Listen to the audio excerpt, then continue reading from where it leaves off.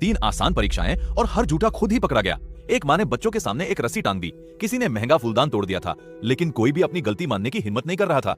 इसलिए माँ ने एक सरल परीक्षा तैयार की। उसने रस्सी को एक हानि रहित रंग में डुबो दिया और बच्चों से कहा, जो झूठ बोलेगा जैसे ही वह रस्सी खींचेगा घंटी बज जाएगी। बच्चे एक एक करके कमरे में गए। घंटी बिल्कुल नहीं बजी, लेकिन जब माँ ने उनके हाथ देखे तो लगभग सभी के हाथों पर रंग लगा हुआ था। सिर्फ सबसे छोटी बच्ची के हाथ बिल्कुल साफ थे, क्योंकि वही दोषी थी और डर के मारे उसने रस्सी को छुआ ही नहीं। फिर माँ ने दूसरी परीक्षा ली। उसने एक मुर्गे को पिंजरे के नीचे रखा और पिंजरे के पीछे लहसुन लगा दिया। फिर उसने कहा, जो चोर होगा जैसे ही वो पिंजरे को छुएगा अंदर का मुर्गा बांध दे देगा। सब लोग अंदर गए और पिंजरे को छूकर बाहर आए। बाद में उनके हाथों से लहसुन की गंध आ रही थी, लेकिन एक व्यक्ति के हाथों में कोई गंध नहीं थी, क्योंकि वह डर के कारण पिंजरे को छूने की हिम्मत ही नहीं कर पाया। इसी डर ने उसे फिर से बेनकाब कर दिया। एक बार एक बूढ़े राजा ने अपने हर बेटे को एक एक बीज दिया और कहा, जो सबसे सुंदर पौधा उगाएगा वही मेरा उत्तराधिकारी बनेगा। 1 महीने बाद सभी बेटे सुंदर सुंदर फूल लेकर दरबार में आए, लेकिन एक लड़का खाली गमला लेकर आया, क्योंकि उसका बीज कभी अंकुरित ही नहीं हुआ। राजा मुस्कुराया और उसी लड़के को अपना उत्तराधिकारी घोषित कर दिया।